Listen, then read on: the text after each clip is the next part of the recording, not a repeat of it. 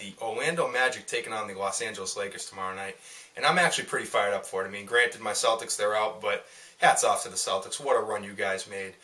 You lost Garnett, you lost Poe, guys were banged up. You played 6 to 7 guys. You went through the marathon against the Bulls. You went through another 7-game set against the Magic. The only unfortunate thing is we had that Game 6, but it slipped away, and the Magic put us away in Game 7. But you know what? That Magic loss isn't looking really so bad now. Not that it looked bad in the first place, because analysts weren't picking us anyway to beat the Magic, but the Magic look like they have a team that's capable of raising the hard way, and they're one step away. Now, once again, the Lakers will be the overwhelming favorite, just like they were last year, and just like they were back in 2004 against the Pistons, but games aren't played on paper, they're played in the hardwood. And the Magic definitely have the horses to play with the Lakers. If people think that just because LeBron and company isn't in there, and that was maybe the one team that could have beaten the Lakers, well, I think you just saw what happened against a stronger Orlando team. Orlando has the inside game to match up with the Lakers. In fact, defensively for the Lakers, they don't have an answer for Dwight Howard. I'm not one of these guys that's like, oh, Dwight Howard, he's the man, he's the Superman. He's definitely a top-notch player. Still doesn't have much of an offensive game outside the paint, but when he's not playing against the Kendrick Perkins, he doesn't really need an offensive game outside the paint because he's going to back you down to the paint, and he's going to two-hand yoke it on you. And then he's still good for his 16, 17 boards a game. And I know the Lakers people will tell you, oh, Andrew Bynum will slow him down. Well, we'll see. We'll see. Maybe I'll eat my words. I don't think Bynum's going to slow him down. It's not Bynum's fault, but the poor kid's been plagued with injuries. He still looks a step slow in my opinion. There's only been a couple games where he's really showed up and looked good for the Lakers. He's still in their starting 5, but there's times where he's only playing 20 minutes. So I don't think he's going to be the answer, and he has the best chance of slowing down Dwight Howard. No one else on that team will be able to slow him down. Gasol will make his things happen on the offensive end, but he's not going to be slowing him down. They're not even going to want to have Gasol cover Dwight Howard because that will create some foul problems in the Magic's favor. So I definitely think the Magic can make this happen. They have matchups all across the floor. You're seeing a team that's been hitting 12 to 15 threes a game. Now, granted, that's a pretty high clip, but that's what they do. They space the floor. You have a big guy like Dwight Howard down in the paint attracting attention.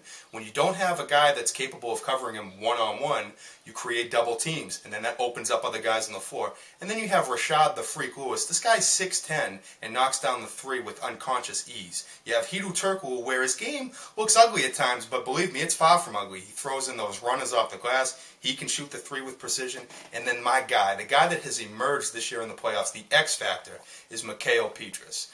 This guy has come on and been lights out. He averaged just under 14 a game in the conference finals, and this kid's legit. I mean, he comes in, he's deadly from the corner, great defensive player, and if you play him too tight in the perimeter, oh, he'll put it by you. He'll put the ball on the deck first step and take it above the rim. I'm telling you, this guy can finish with the best of them. He reminds me a lot of James Posey, except younger and with an explosive first step. No one's going to be able to stop Kobe Bryant, but if there's someone up to the task that's going to make him work on every possession, it's Pietrus.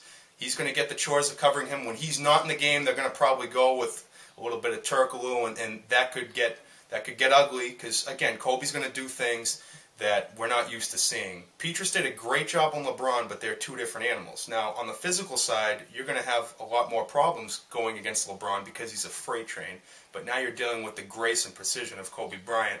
This guy's deadly when he gets it going. I mean, George Karl said it best.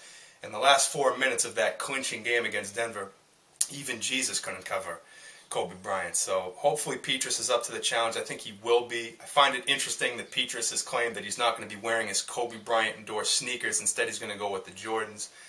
But I don't know if that's going to make too much of a difference or not. But Pietrus definitely looks like a guy that can make plays. And at this point, I'm going to go with Orlando's bench over the Lakers' bench. And again, that might draw some eyebrow raising on that, but again, it's Pietrus really makes that happen. I know Lamar Odom is technically a bench guy, and when he plays, he's the Lakers' X Factor. I mean, when he shows up and plays, the Lakers are just about unbeatable, but there's too many games where Lamar Odom goes missing, so I really don't know what to make of that situation there. But my prediction, again, raise the eyebrows. I'm going Magic in 6. That's right. Everybody picked the Lakers last year.